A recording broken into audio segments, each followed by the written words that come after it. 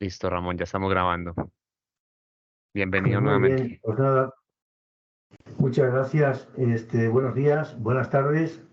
a los que me estén escuchando del otro lado del Atlántico. Es un placer para nosotros estar compartiendo en esta jornada tan interesante sobre integración energética en América Latina. Y es un honor pues, compartir con estos distinguidos panelistas esta presentación sobre eólica offshore y muy agradecido a COCIER por la invitación y también a WEC por su coparticipación en este evento, ¿no? Y sin más, pues déjenme que les introduzca un poco en la materia. La idea es que les pueda presentar pues, como tres bloques diferentes de información relacionada con la energía eólica offshore, donde en un primer bloque me gustaría acercarles pues, a algunas cifras y algunos datos relacionados con esta tecnología. En el segundo, digamos, bloque informativo, pues irían cuestiones ya más propias tecnológicas y de cadena de suministro para entender un poco mejor cómo son los proyectos de energía eólica marina, y un tercer bloque donde estaría pues dándoles unas pinceladas sobre lo que serían los habilitadores y los marcos reguladores para poder poner en marcha este tipo de proyectos. Y sin más, pues en esta transparencia lo que les presentamos es la evolución de la tecnología eólica, tanto la onshore como la offshore, a lo largo de este siglo, ¿no? Del siglo XXI. Hay, si ustedes se fijan, momentos importantes para ambas tecnologías, concentrándonos, bueno, los datos generales, decirles que este año 23 hemos celebrado haber alcanzado el primer teravatio instalado de energía eólica en el mundo. Prácticamente ha llevado pues, unos 25 años alcanzar este hito, y lo que estamos preveyendo es que el próximo teravatio es posible que se pueda alcanzar en el entorno de esta década, es decir, de aquí al año 30. Obviamente tiene que ver con las políticas y las ambiciones de los países que están alineados con el Acuerdo de París en descarbonizar sus economías, y ahora ya no tanto solo por razones ambientales, sino especialmente también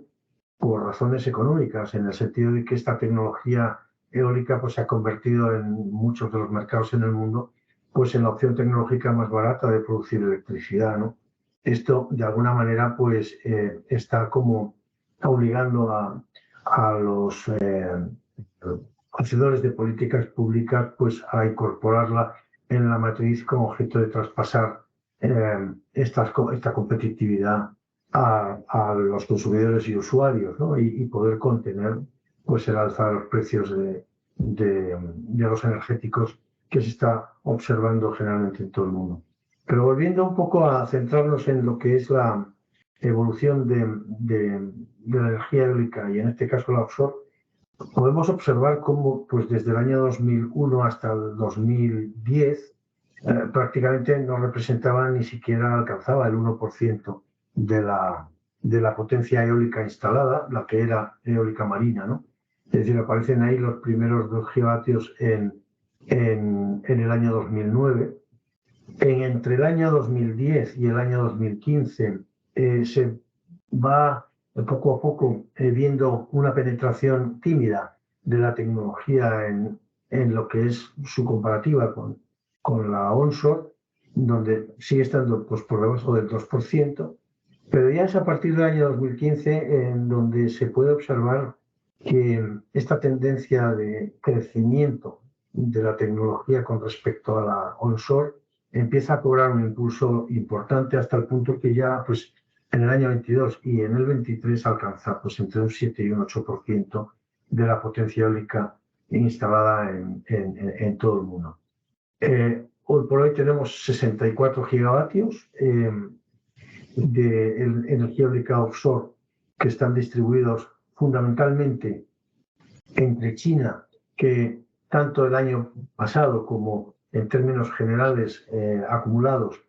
representa en el entorno del 50% del mercado de la tecnología offshore, lo cual es un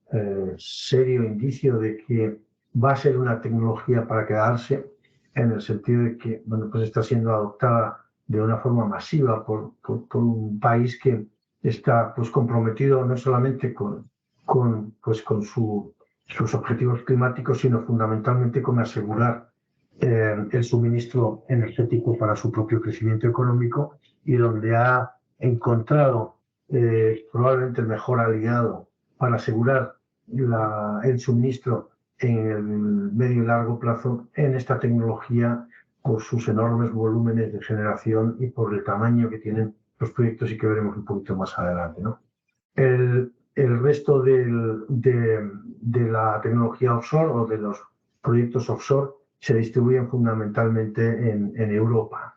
donde prácticamente también más del 40% de la eólica offshore está situado en este continente, y no llega al 10% en el resto del mundo. Lo que estamos preveyendo desde el Consejo es que en el año 30 vamos a estar instalando prácticamente 4 veces los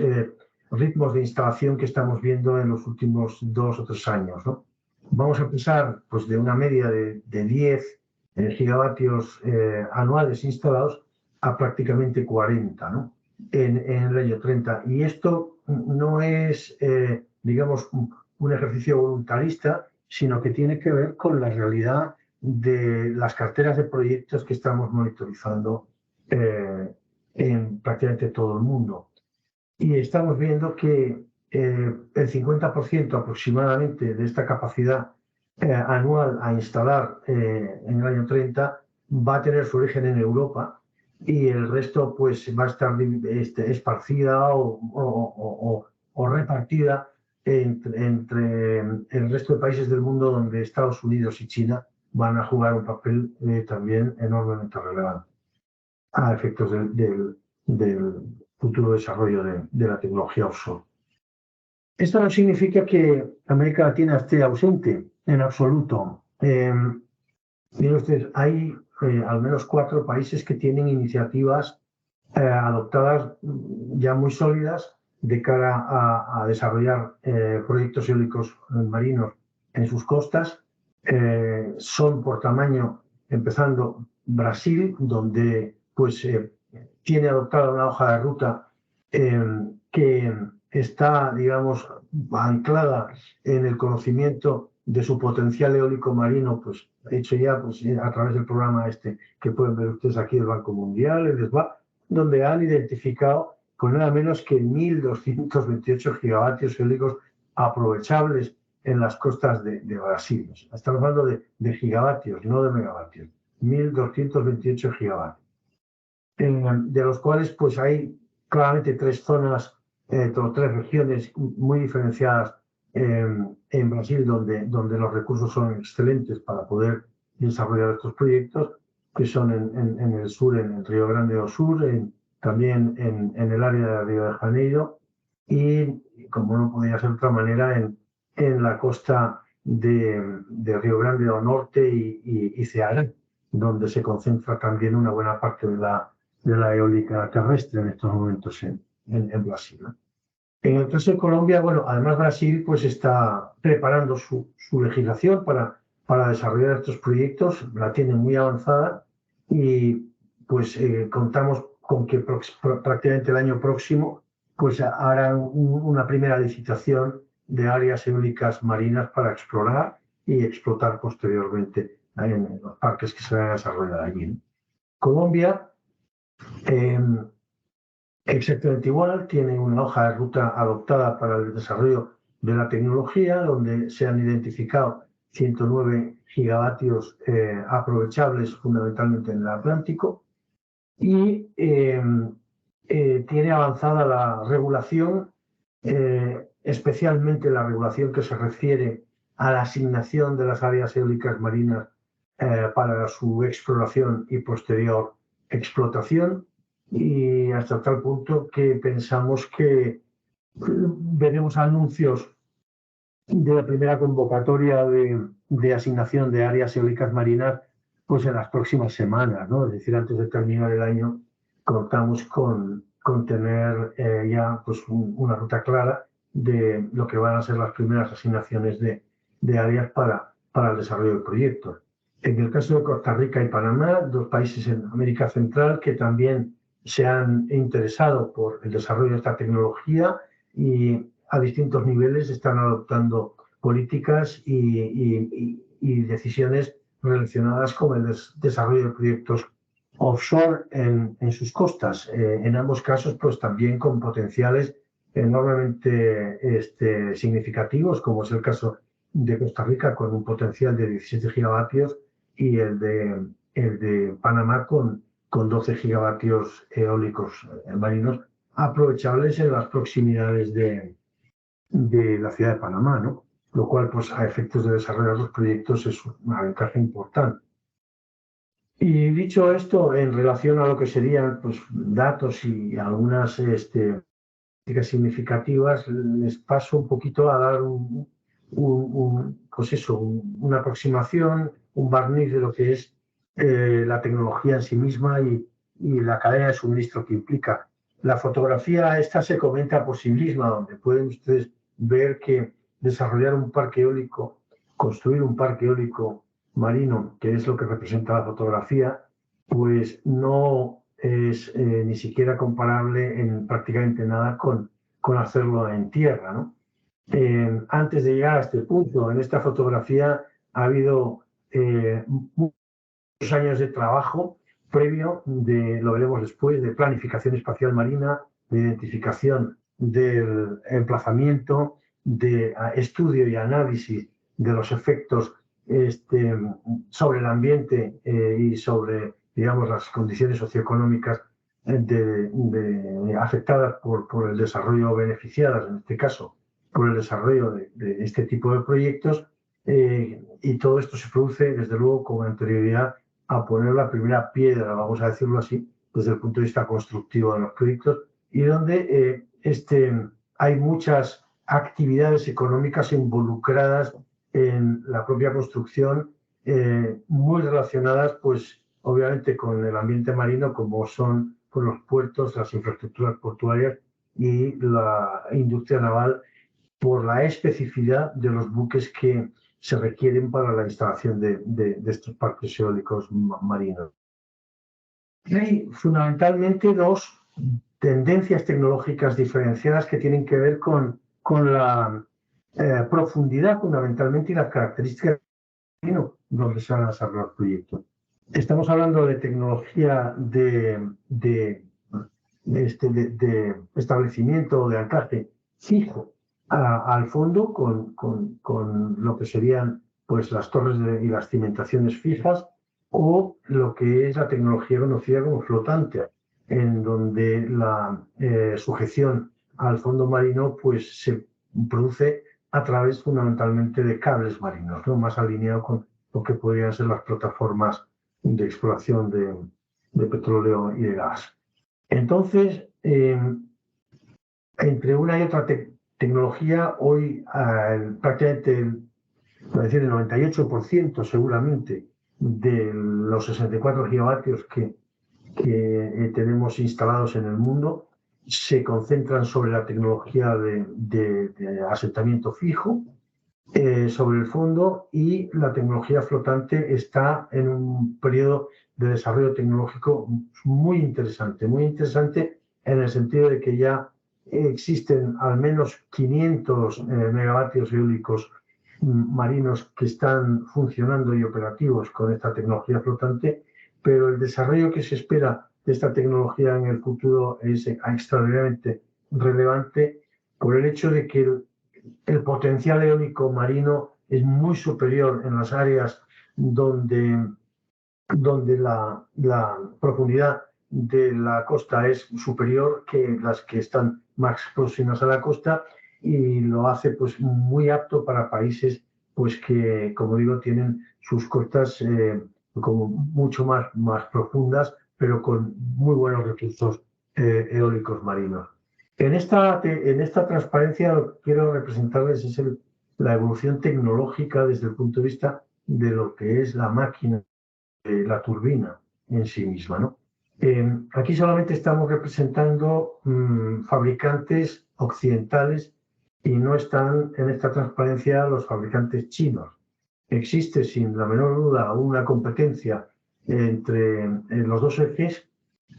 por crecer, y si ustedes ven el crecimiento del tamaño de las máquinas, que hoy por hoy pues ya las convencionales son de 15 megavatios por unidad de máquina, en China ya la máquina es de 16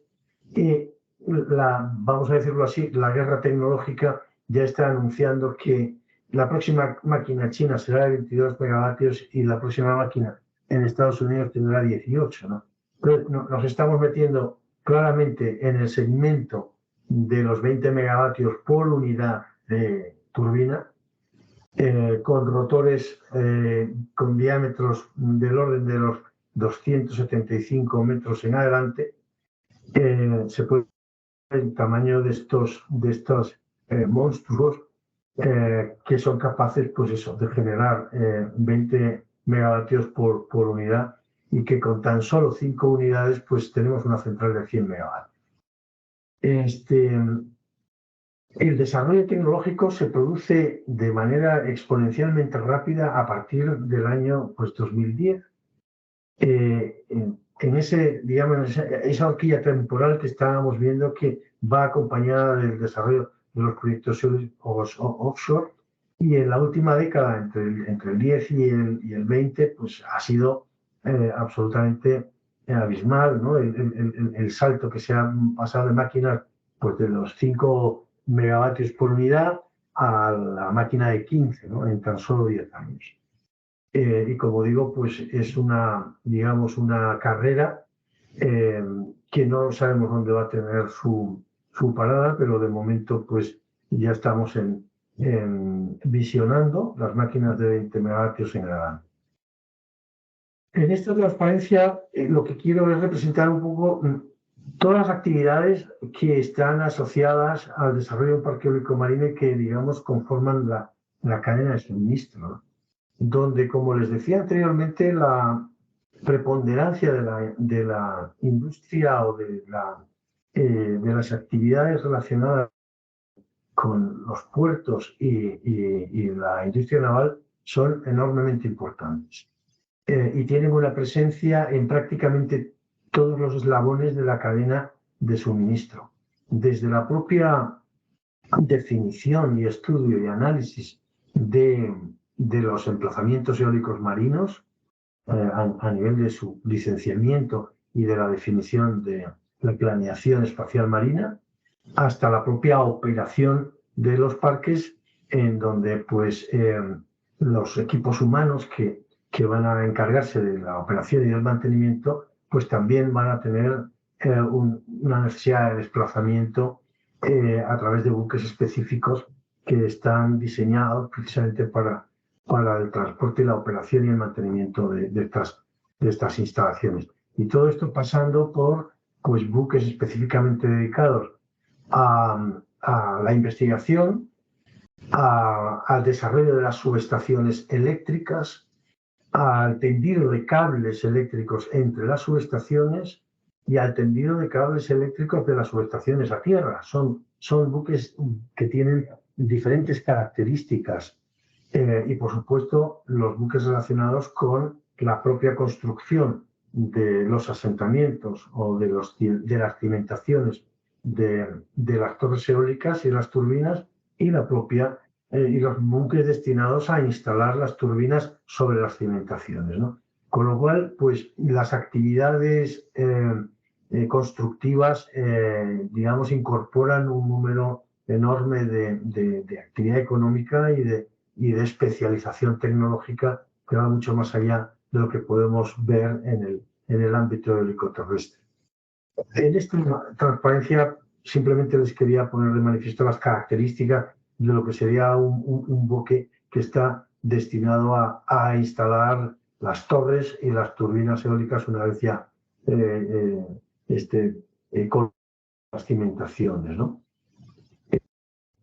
Aquí podemos ver diferentes tipos de puertos. No todos los puertos son aptos para desarrollar proyectos eólicos marinos, sino que algunos de los puertos necesitan, o prácticamente la mayoría de ellos necesitan de inversiones que los van a modernizar y los van a hacer aptos para albergar pues, los tamaños de palas y de torres de sustentación que implican estos desarrollos que comentaba anteriormente, y por otra parte puertos específicos para la operación. Es el caso aquí en la fotografía de la parte inferior derecha de Grimsby, que es un puertecito que está solamente dedicado a la operación y mantenimiento de parques eólicos, pero no a la instalación, como son los otros tres que podemos ver aquí en la fotografía. Cuando hablamos de ya el último capítulo de información que les comentaba, que serían los habilitadores y los marcos reguladores, sí que es importante tener en cuenta que poner en marcha un proceso de inversiones en un nuevo sector económico, como es el de la energía eólica offshore, implica una serie de pasos que son invariables en todas las jurisdicciones, es decir, no hay un solo país que haya iniciado proyectos eólicos marinos que no haya, digamos, completado, por así decirlo, esta cadena de requisitos que, digamos, requieren ponerse en marcha en los países para poner, digamos, para iniciar estas inversiones, y que pasan por una definición de estrategia de país donde se le hace un hueco a la tecnología porque se entiende la necesidad de esta tecnología tanto desde la perspectiva que les comentaba antes de proporcionar seguridad de suministro al sistema eléctrico. Aquí estamos hablando de proyectos que no son inferiores a 500 megavatios prácticamente en ningún caso, y los tamaños medios de proyecto se pueden concebir en el entorno de los 1000 megavatios. Entonces, estamos hablando de centrales de generación eléctrica a muy gran escala, donde los factores de carga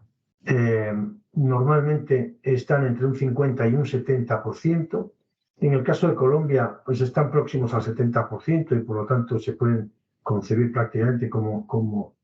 centrales que están funcionando en base. Y por lo tanto lo que están es proporcionando una seguridad de suministro al sistema eléctrico formidable y de carácter absolutamente renovable y sin ningún riesgo de que en algún momento pues, se pueda haber interrumpido el suministro como consecuencia pues, de problemas que puedan surgir de tipo geopolítico o de cualquier otra naturaleza que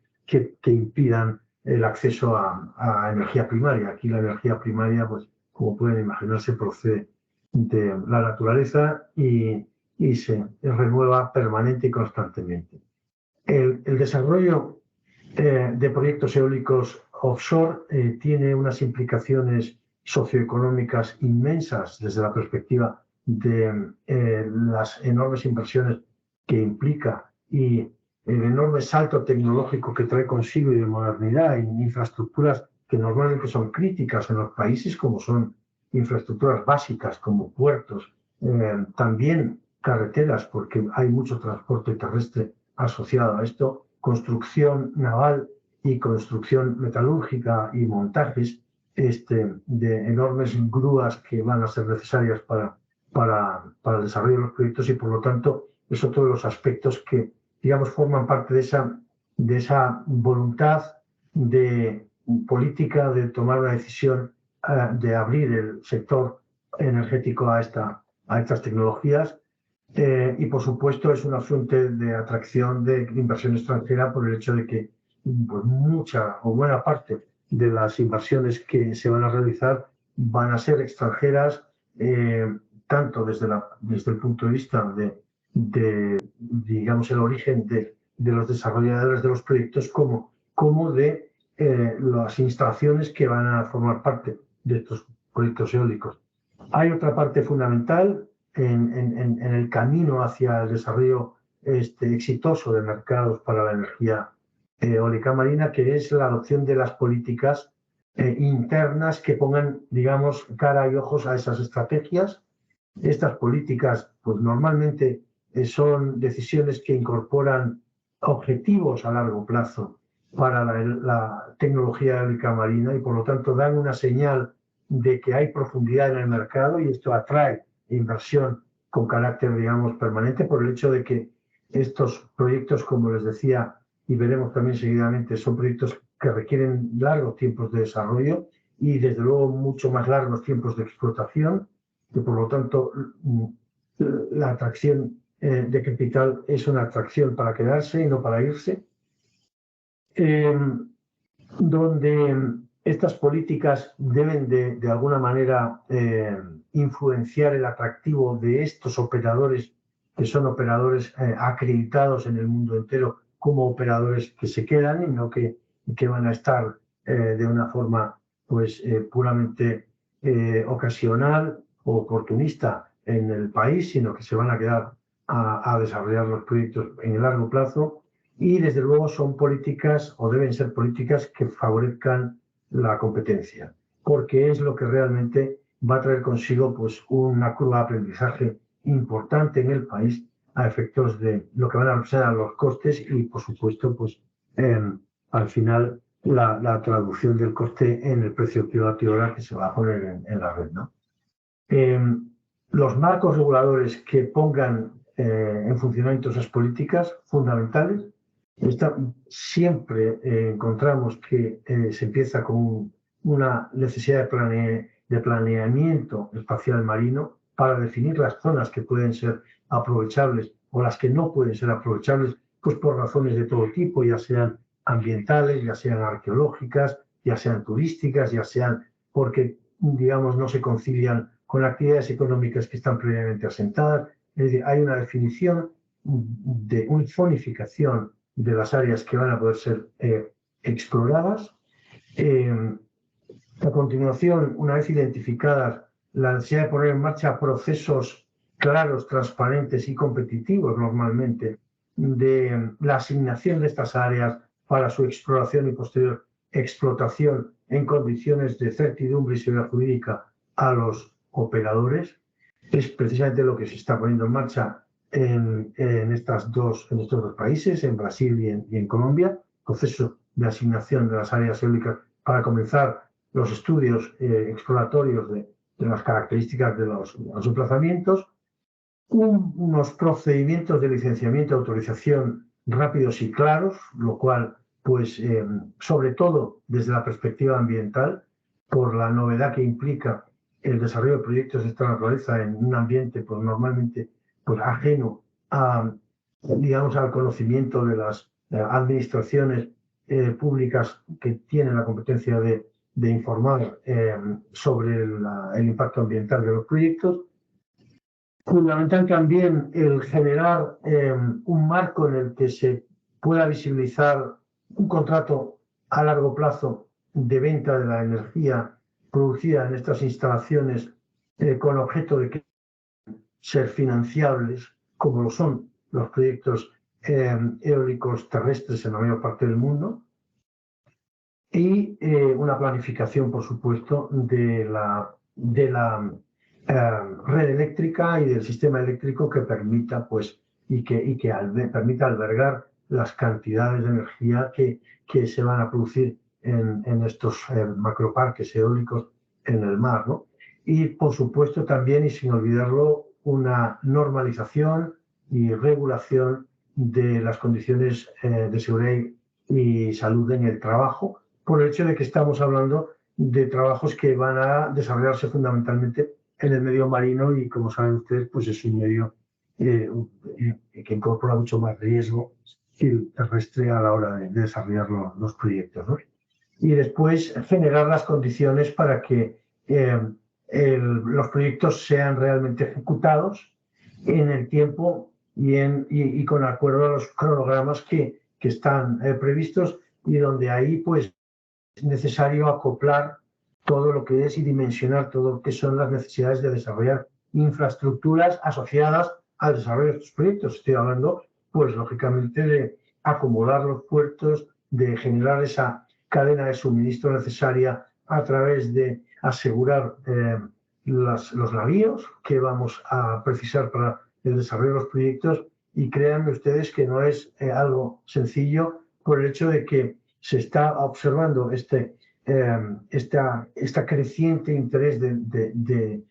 los países asiáticos y de Europa en el desarrollo de estos proyectos, y la disponibilidad de buques no es,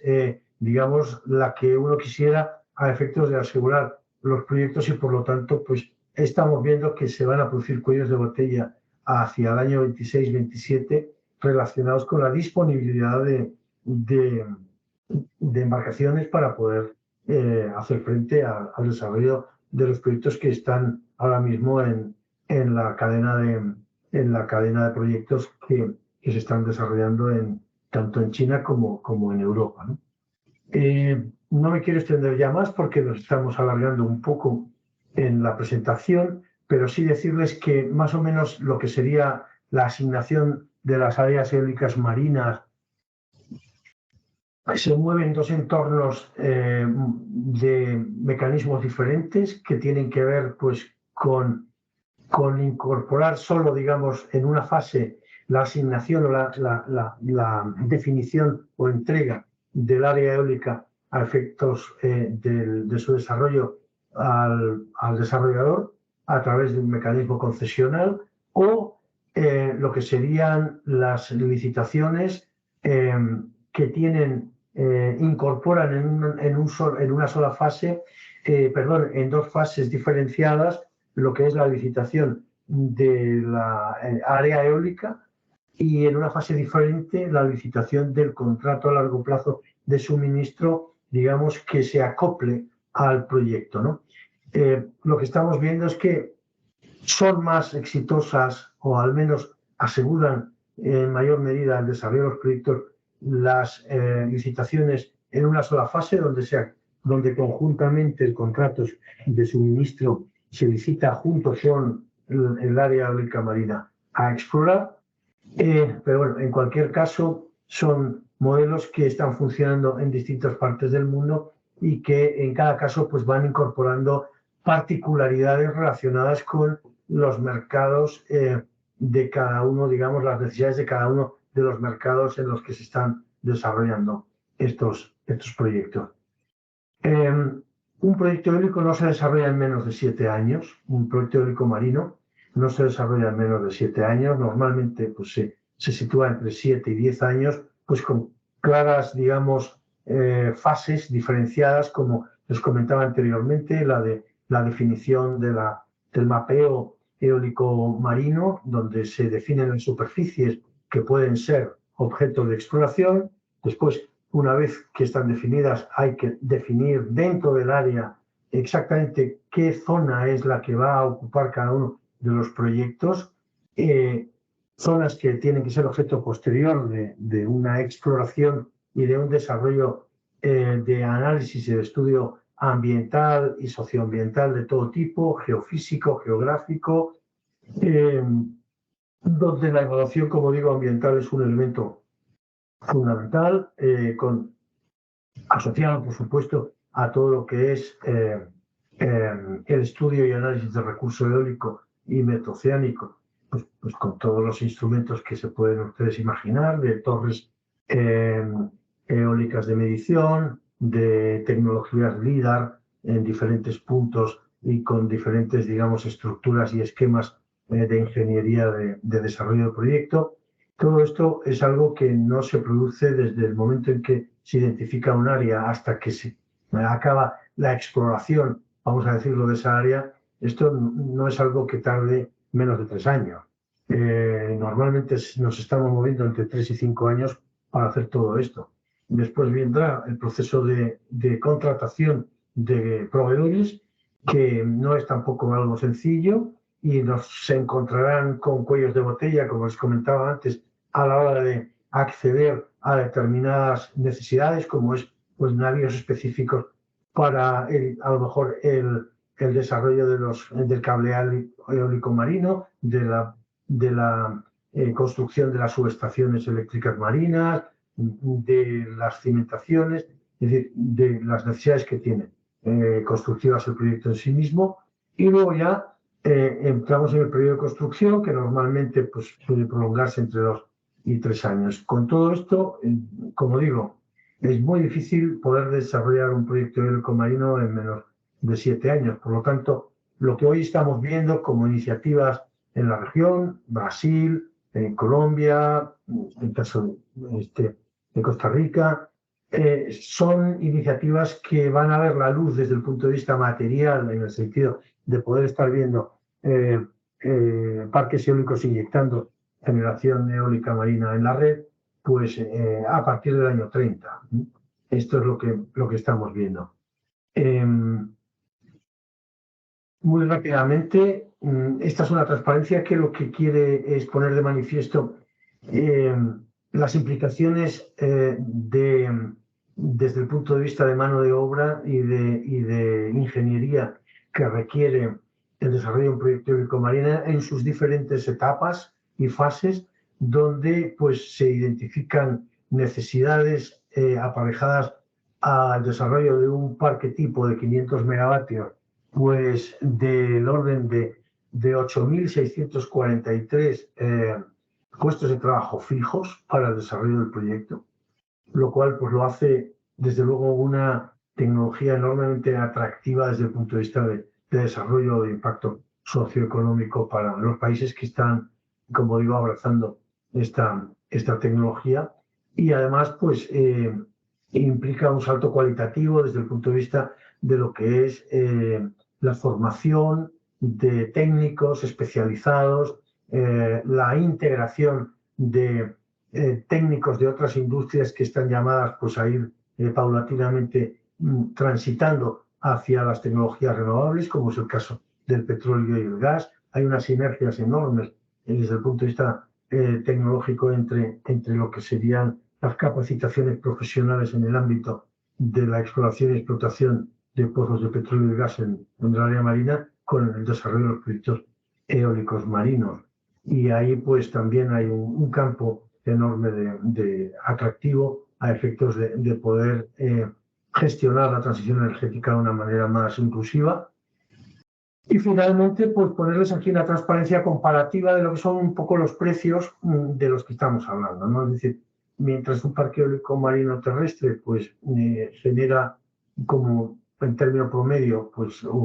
en su kilovatio hora o megavatio hora a $34 megavatio hora, el parque eólico marino está en el entorno de los 77. Estas cifras hay que manejarlas con enorme prudencia porque en los últimos 2 años se están produciendo unas modificaciones, digamos, sistémicas o estructurales desde el punto de vista de costes, incremento de costes a todos los niveles que afectan a todas las tecnologías de generación de electricidad, no solamente a las renovables, sino a todas, y que tienen que ver pues, con la inestabilidad que está viviendo el mundo en diferentes ámbitos geopolíticos y donde pues es decir, la especulación en torno a los precios del gas pues ha generado unas distorsiones brutales en todo el mundo a todos los niveles. Y esto pues ha tenido unas implicaciones en incrementos de coste de todo tipo de materiales, mercancías, etcétera, que están afectando pues a los precios a todos los niveles, ¿no? Por lo tanto, vean esto con prudencia, pero siempre decir que claramente en el peor de los casos estamos hablando de costes que hoy por hoy son absolutamente competitivos con las tecnologías convencionales de producción de electricidad y que precisamente esa competitividad y esos precios y la posibilidad de asegurarlos en el largo plazo y evitar la volatilidad que los mercados relacionados con combustibles fósiles están enseñando, pues lo hace extremadamente atractivo por razones, como digo, de seguridad energética, porque garantiza el suministro en plazos larguísimos y además lo hace a un precio fijo, conocido de antemano y conocido de antemano durante los próximos 15 años y además hasta el punto son competitivos que son capaces de reducir el coste medio de la electricidad de cualquier canasta energética de la que estemos hablando en América Latina. Por lo tanto, sin duda es una tecnología que en los próximos años veremos progresar de manera interesante en buena parte de la región. Y con esto termino la presentación, pues facilitándoles mis contactos para que cualquiera que tenga alguna duda, pues se pueda poner en contacto y estar encantado de ayudarles a poder resolverla. Muchas gracias.